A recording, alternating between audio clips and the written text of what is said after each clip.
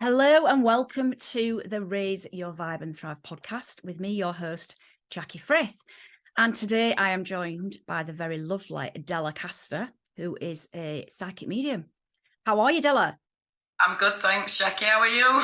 Very, very well, thank you, on this rainy day in Sheffield.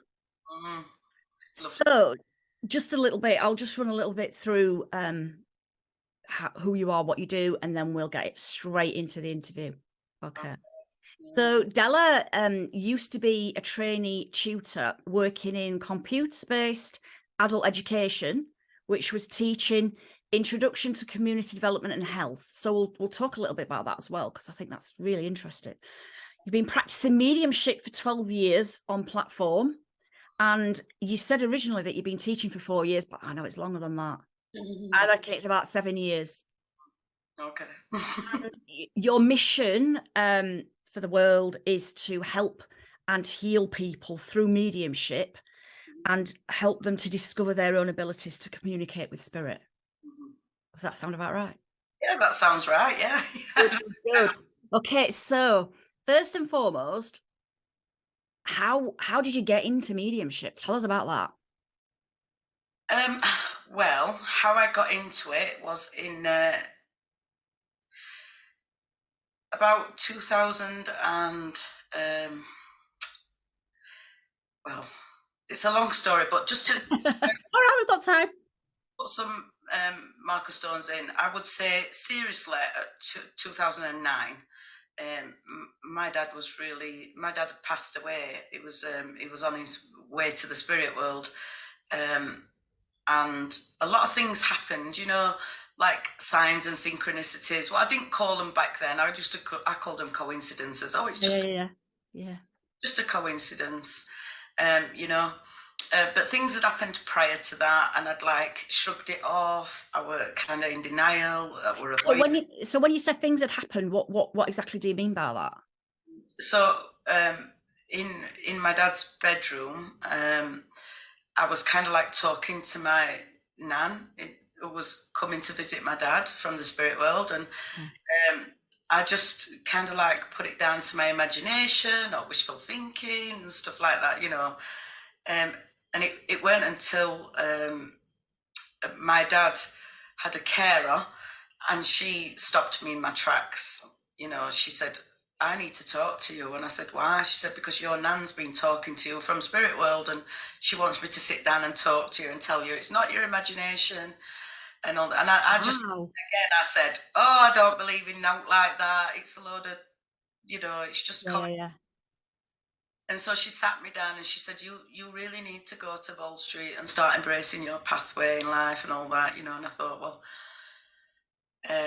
wow, I just felt a bit blown away by it, like it when you have one of them experiences where you just think,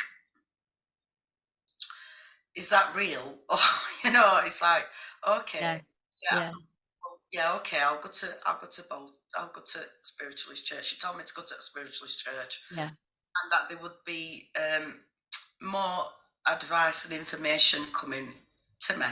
So I went to spiritualist church, and that night it was full. I got turned away. They'd got a special on, and I'm like, see, it's all a load of rubbish. Oh wow, that's amazing. So I went back.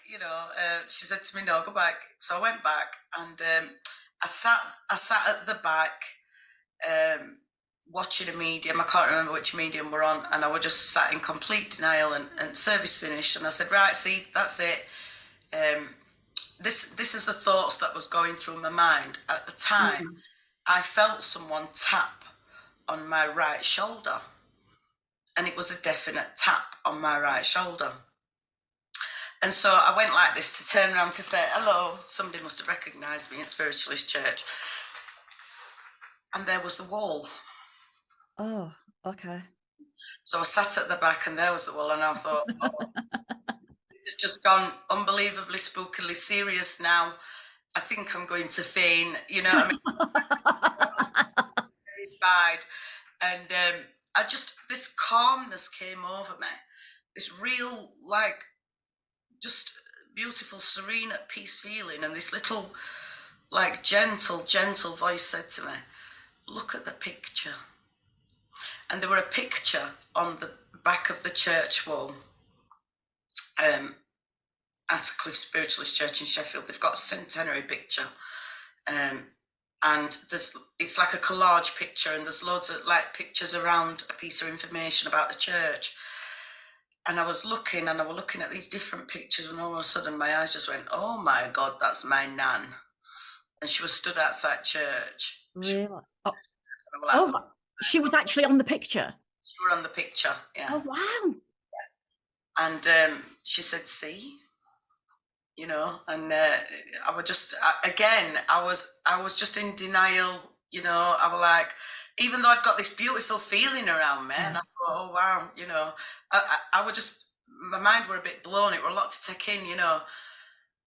And so I said to my sister, I rang my sister up and I said, you're never going to believe what's just happened to me. And she were like me, you know, like, I don't know if skeptic's the right word, because I was kind of like, and still now to a certain degree. Me too, yeah. Got to have a degree of skepticism. You have, yeah.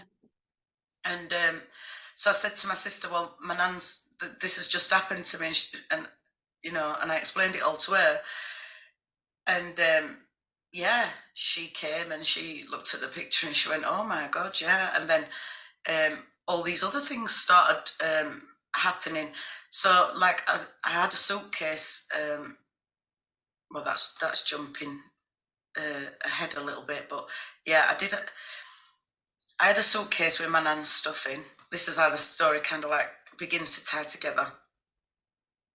And I never really looked at it. I never, you know, and it got like all her paperwork and things in.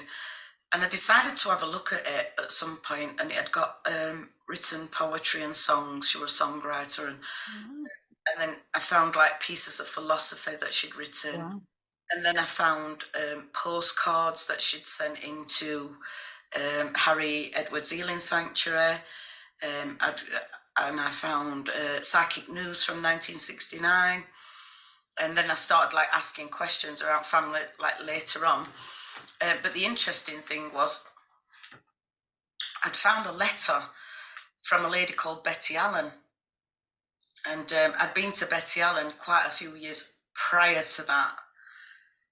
And Betty Allen, you know, again, it was one of them incidents where I went to a medium for a reading.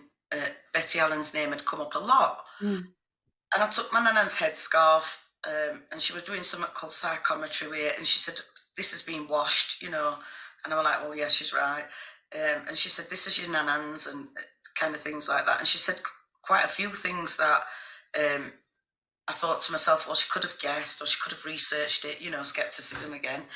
But then she actually mentioned something that was going on in my life at the time that she wouldn't have had knowledge to, because there was a generational gap, you know.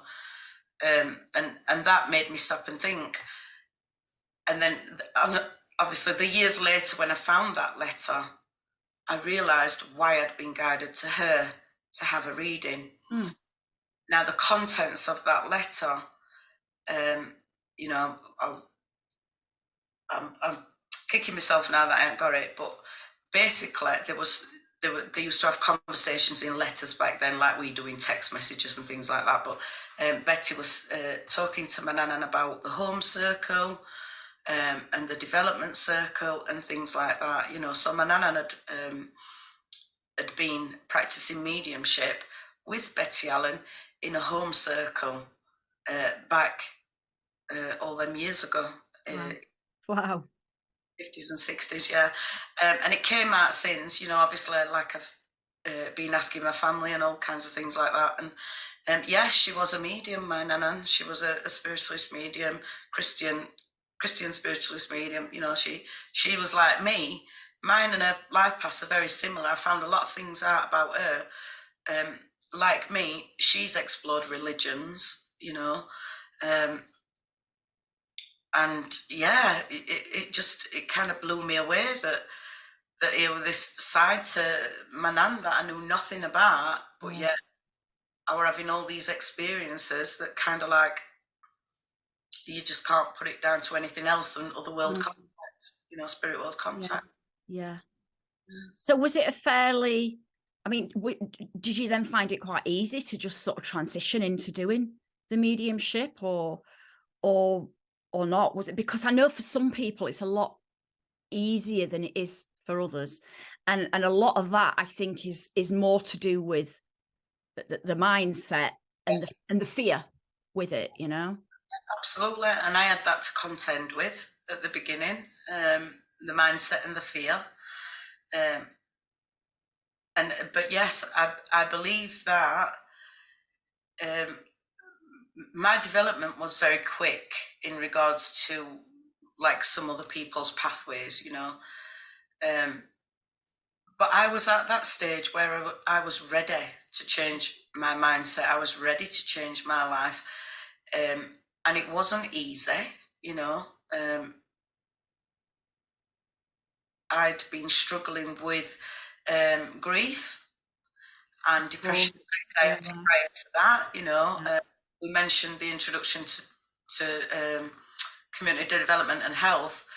And that was a course I took because it was recommended by my GP through services that I'd engaged in with my GP, my anxiety and depression, you know. So yeah, it wasn't easy, but the minute that I attended the awareness and development course at the church, the awareness group at the church, in one of the sessions, the Spirit World sat me down and said, I was sat down, we were doing the meditation, and the Spirit World said to me, the tutor at the time said, if you have any mental health conditions, then this I don't think this is the place for you. And I was just about to get up to leave.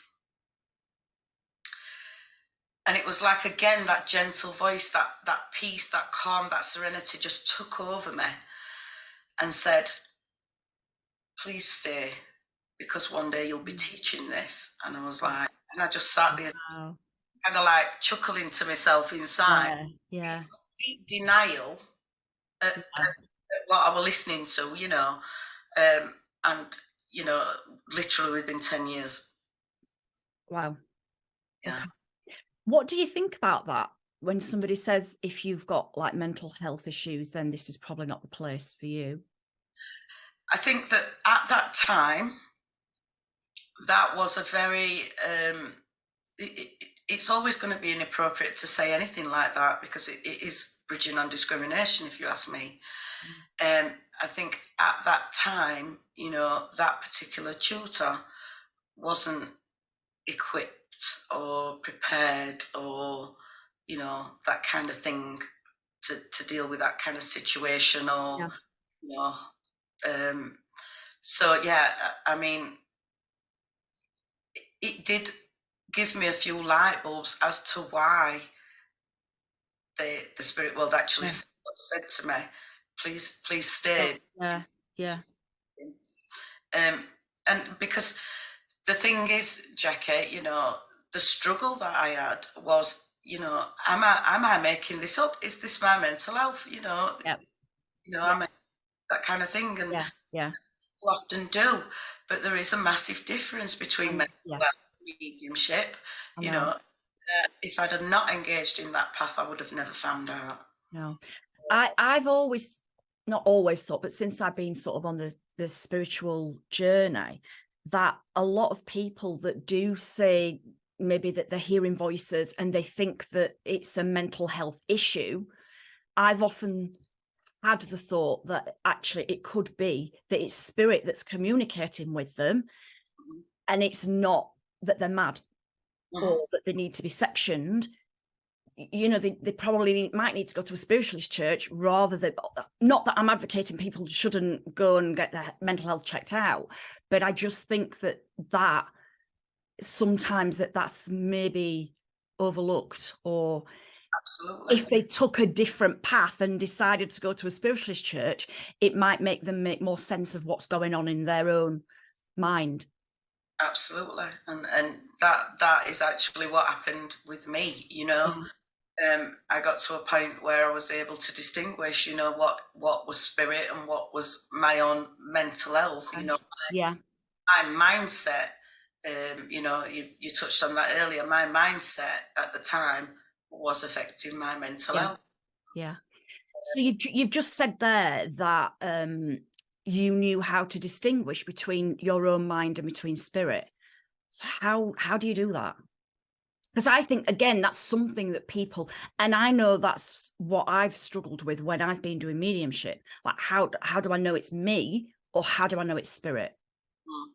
Well, first of all, what we have to think about is the mind is a very powerful thing. Mm. And if we are, you know, when we're, so the spirit world,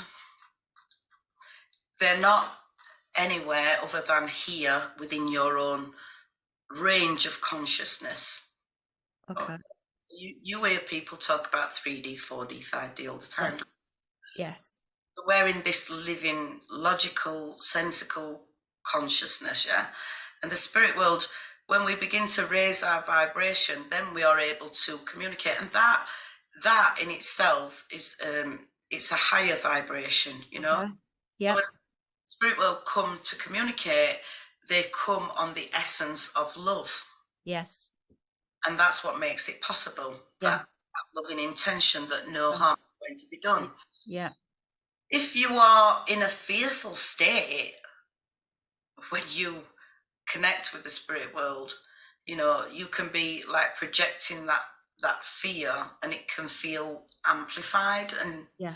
you know, if you're in that fearful state, you are more likely to jump to conclusions that it's not your voice, it's theirs, and it's scary and that kind of thing, you know. But my opinion is that that's not the case, you know, because like I said, the spirit world, they communicate with us through that bond of love. Yeah. Yeah, so your mental health tends to be, and we're talking about like the negative side of mental health, it tends to be that there is already something there, some negative thought there that's self-depreciative or something like that, you know. If you're having them kind of experiences or anything like that, you know, yeah, then go and speak to your GP about it, you know. But in terms of like distinguishing between mental health and mediumship, mental health tends to be negative, mediumship tends to be positive. Positive. Okay, that's interesting. That's not to say, now, I just want to make a point about this, you know, because people do say to me a lot, I get asked this question a lot, are the negative spirits? No, not in my perception. There are people that had negative personalities, you know, and the only way that they can get their identity across is by giving you a little bit of scope about their personality, you know. Yeah. That doesn't mean that they are horrible spirits, you know, and that they have come to harm you in any way. Yeah. If you're a medium, you know, if you're putting yourself in that position as a medium, it's then your job to have to deal with that, you know, because you know, and I'll just give you an example. Somebody came to me the other day that was in one of the groups and said to me, Della, you know, I had a gentleman that came through and he was trying to contact a lady, but it was an ex-partner and she didn't want to hear from him. And I said, well, I hope you just sent him away like she would have sent him away, you know. And he said, well, yeah, that's what I did. And I said, well, that's your, you know, your job as a medium is just to offer that information that comes as evidence from the spirit world, you know. And if the recipient doesn't want to take it, then respect that, you know. But that doesn't mean that, you know, there was a negative relationship there between them, you know. Already, yeah. Yeah, it was a relationship that ended on bad terms. So, like in the early stages of developing mediumship, you know, that can be quite a daunting position to be in, you know, because you then start to question and think, well, you know, they put all them feelings on me, maybe they're a bad spirit. No, it's just that they've come through that veil of that dimension, reaching in to communicate, and actually they are coming back through the threads of their personality, and there's nothing that can be hidden, you know. So it can be a negative, it can have a negative feel to it, you know. But like I said, that's only part of the personality. It's not. So when we're thinking about down here, if we call this like 3D, we have polarity. You know, we have good people and we have bad people. We have. It's our ego that decides what's good and what's bad. But you know, we have light and dark. So is your belief that in the spirit world, there is no polarity, there is no light and dark, everything is light? Is that what you're saying when you're saying that there's no evil? Good question. My belief that is in the spirit world, there is no need for people to do any harm or try and cause any harm. Well, not need spirits to try and do any harm or cause any harm, because they haven't got the physical conditions to contend with, have they? Do you know what I mean? Yeah. However, my belief is there are levels of consciousness and that people have free will as to whether they want to progress or not. And it's like, if you think about this, Jackie, you know, you're going on about your daily life, you're at a level of consciousness where you're not going to actively seek a level lower than your own, are you? You know what I mean? You're not gonna. Oh, I don't know if my battery's gonna go or what. You're at a level where you wouldn't go out of your way to talk to people that are, let's say, active criminals that willfully go around hurting other people's feelings or property or lives in any way. So your consciousness level stays where you are and reaches for above that. Do you know what I mean? Yes. Yes. But like the vibrational frequencies. The vibrational frequency. So as a medium, that's where you are. You know. Okay. Yeah. So that's my belief. Not that you know. Honestly, there is a lot of like. A lot of people that believe that there are evil spirits and things like that. I don't, and you know that's fine by me. You know. Yeah, exactly. And we all have our own belief systems as well, and you have to take what resonates with you as well.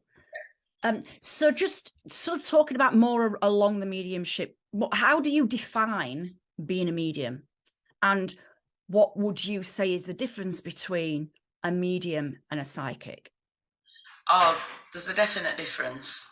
A medium is someone that communicates with the spirit world and is able to offer evidence that the soul still exists.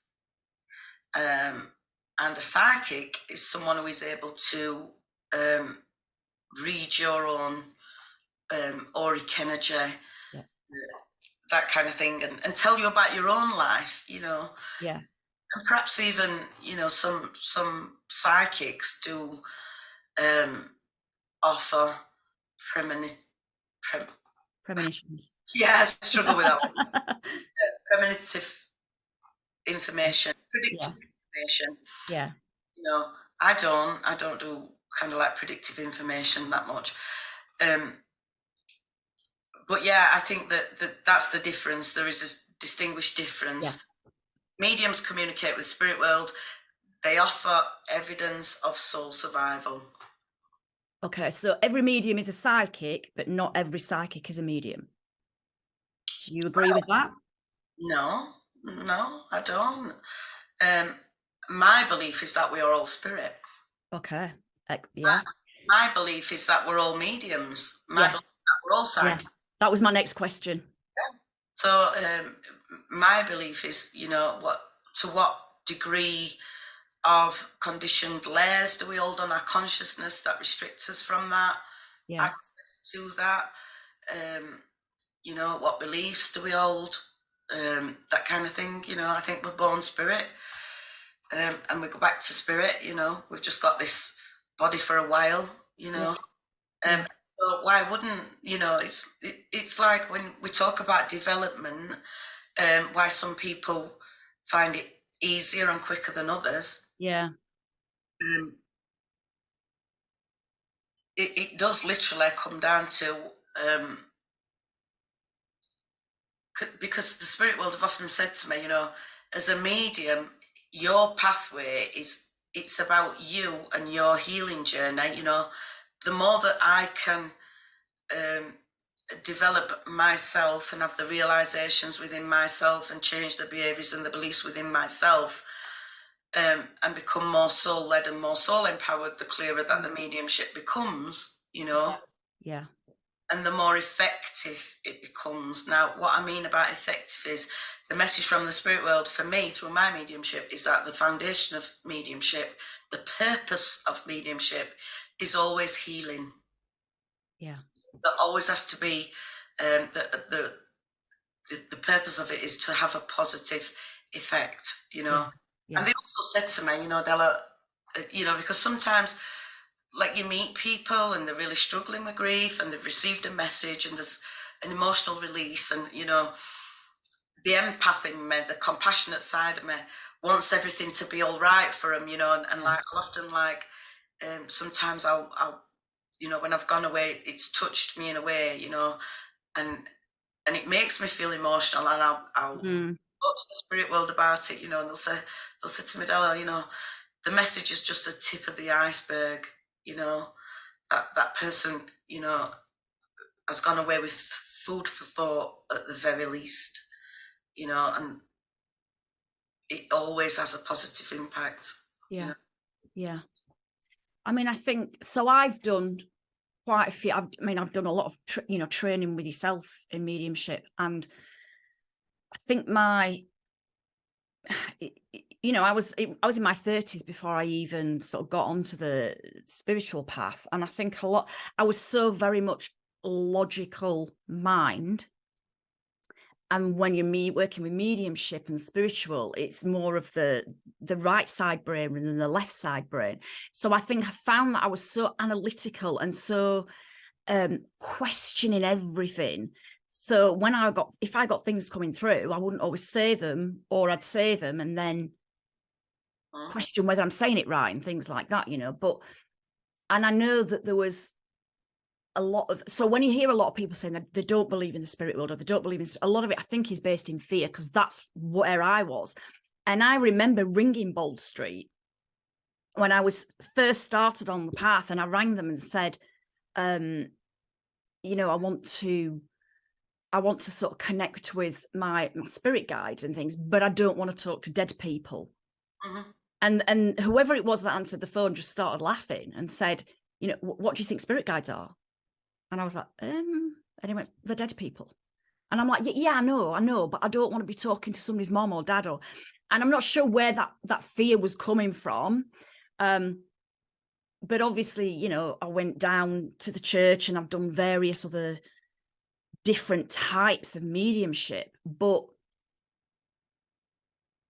I think so you obviously see spirit, don't you?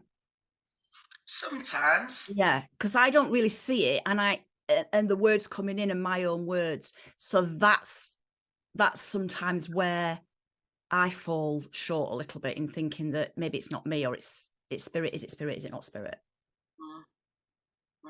So do you hear in your own words, or is it a different voice that you hear? Both. Do you get both? Okay. Yeah. So as you develop as a medium, as you progress, one of the students told me this lovely word, where the senses begin to cross and things like that, but the spirit world call it all-rounder, so that's all your senses. Yeah. So you've got your clairvoyance going on where you see things through your mind's eye. You've got your clairaudience going on where you hear things through, and it's not just voices. It can be other things that are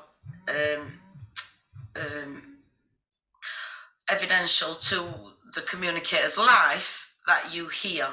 All right, so you might be I've done communications where I had a radio DJ come through, and straight away he put some headphones on me and he put a microphone in front of me, and I was like, oh, and then I just blurted out this in the afternoon or something like that. I was like, wow. But yeah, the noises that I heard around that were a lot of there were a lot of, like, you know, computer clicks and tape clicks and things like that, you know. So like with clairaudience, it's not just voices, there's other sounds at play.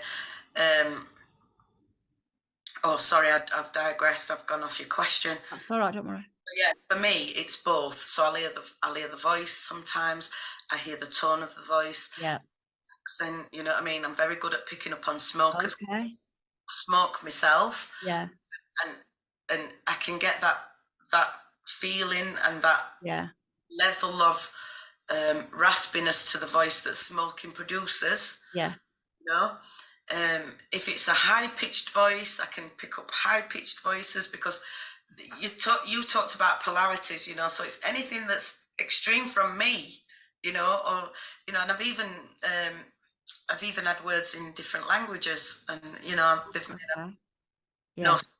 all, and when I've said them, you know, they've made a real real positive impact to people. So yeah.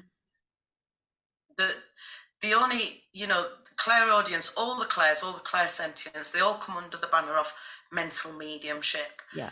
They all happen through the medium subject. Even if the medium's saying, I can see a spirit over there, if no one else is seeing that spirit, it's still still subjective. Yeah. Okay. So when we're obviously some people, when they're doing mediumship, do you think that their spirit guide is bringing these people forward, or are they connecting directly with the person in spirit? Good question. I think that depends on the medium. You know, some mediums want to have a guide and want to believe that there's a guide there. You know, and they set that structure up. They project that structure into there are guides anyway.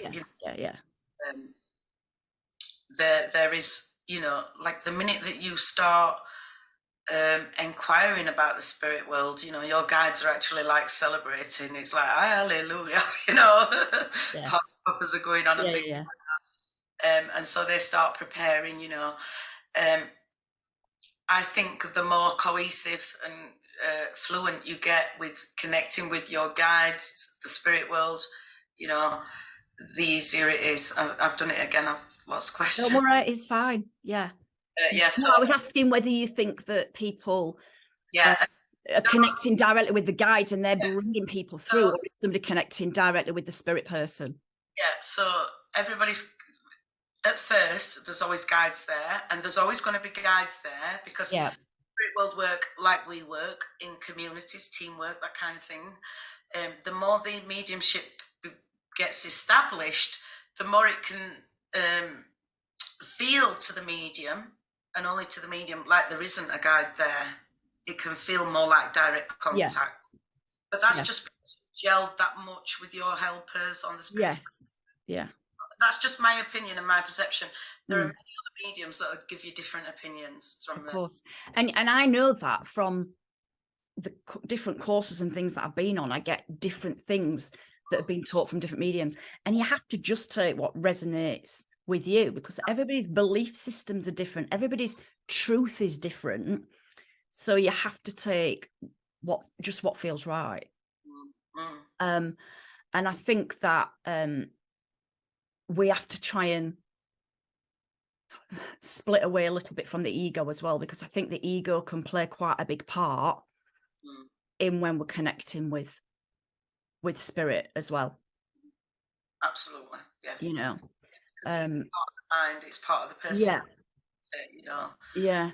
And so one of the little nuggets that I picked up in my spiritual development were 괱ᴘɪʀɪᴛᴜᴜ, one of the pioneers of spiritualism as a religion, said that it's not our job to, he said that it's our job to spiritualize the ego, you know, because the ego can get out of control, can't it? Yeah, absolutely, yeah. You know, Yeah. and so, yeah, he said, you know, it's our job to spiritualize the ego, and that really like sat with me and helped me, you know, to maintain that humility that's needed in mediumship. It is needed in mediumship. Yeah. Because you're you know, you're dealing with, and as much as the spirit world needs your personality to shine through, your uniqueness, you know, they also need humility. You know, you're still, regardless of how great it feels, you're still dealing with people that are grieving, you know, and you have to be compassionate and responsible. Yeah. Out your mouth. Yeah. So what qualities, Della, do you think that you need to be a good medium? Compassion, because we have to be able to hold space for people that may be grieving, and that kind of thing. Be aware of their, you know, their situations. You know, just hold space for people. So we need good communication skills. And that means, you know, when I say good communication skills, I'm not just talking about like speaking, I'm talking about listening as well, you know. We need to cultivate how to listen without wanting to jump in and give advice or offer our own stories or whatever. So it's compassion, communication, confidence, you know. And again, you know, we talked about 괱ᴘɪʀɪᴛᴜᴜ's advice about spiritualizing the ego, you know, and self-development, you know, we can't, you know, we touched on it earlier. We have to keep that introspective view of it, you know. We have to keep, as mediums, we have to like reflect on our readings and on the way that we are with people, the qualities that we've got. And if we need any more qualities, we have to, you know, develop them. You know. Yeah. So yeah, confidence, compassion, communication.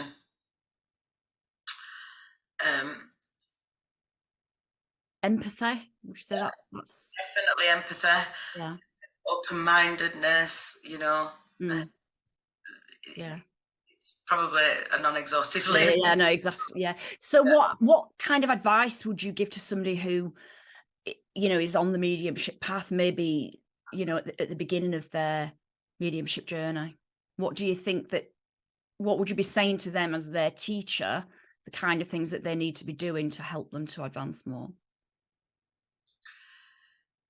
Initially, if they were at the very beginning, I would say meditate. You know, teach yourself how to meditate, so that you get to know the difference between, so that you can, you're then able to create a mind space.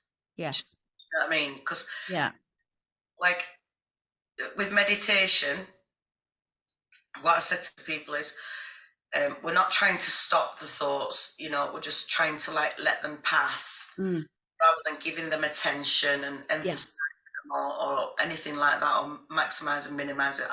We're just letting them pass, you know. So so then we're able to create mental space. Yes. So learn to meditate. Find out the lingo, the vocabulary, you know, that they are, you know, if you can do that, it saves a lot of time for you. You know, if you can familiarize yourself the language of learning mediumship. So, you know, like you'll go along to a mediumship class and you probably you've never heard the word clairaudience or clairsentience. Okay, right, yeah. Kind of thing. So if you can do like a little, you know, if you're just learning about mediumship, if you can do your own study in your own time, you know, it kind of like eases your process of you're actually in your groups. Yes. Yeah, that makes sense. Journal. Okay. Yeah. Journal, you know, especially when it comes to your own experiences, like if you're noticing signs or synchronicities, like write them down, and write down the meaning that you're giving to them. If you haven't got a meaning that you give, so like for me, if I see 13 a lot, you know, if it's in my face everywhere, and I mean everywhere, so like I'm just looking at my clock, it's there, you know, and that if I'm looking around and it's like number plates and things like that, and there's other things going on, you know, like I might hear Western songs or like Johnny Cash, things like that, and I know that that's my dad checking in with me and saying hello. So journal your own experiences about your own contact with the spirit world from people, you know. And if you're putting things like that in your journal, like your experiences with your people in the spirit world, maybe things that have happened to you in your daily life. So, for instance, you could be in a supermarket and somebody could say something to you, and it's the exact same saying that your nan or your grandmother or your dad or your somebody in the spirit, you know, again, that's your people just checking in, giving you that little reminder. But then if you are the one that's in that situation, you're in a social situation with your friends, right? And you just randomly start talking about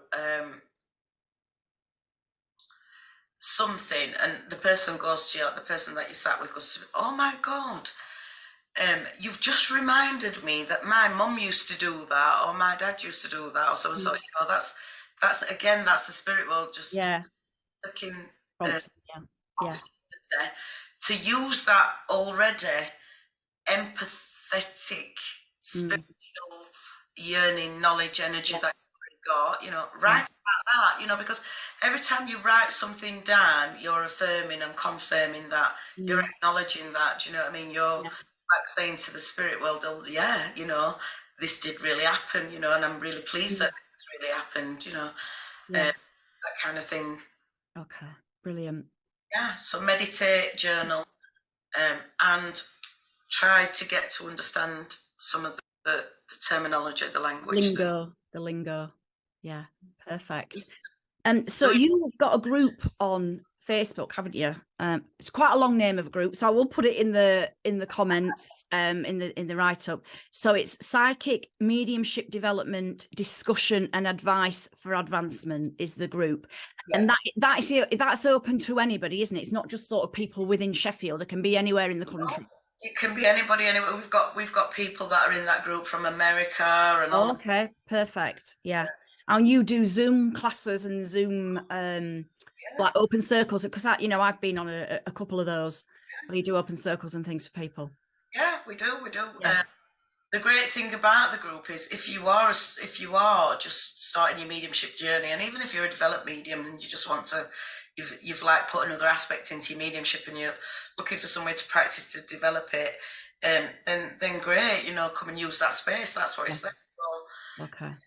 So yeah, you know, if you are thinking about developing your mediumship and things like that, and you want to just observe, even, you know, the description of the group is it's for exploring spirituality and spiritualism, how they're a natural part of our lives. We've just touched on that, haven't we?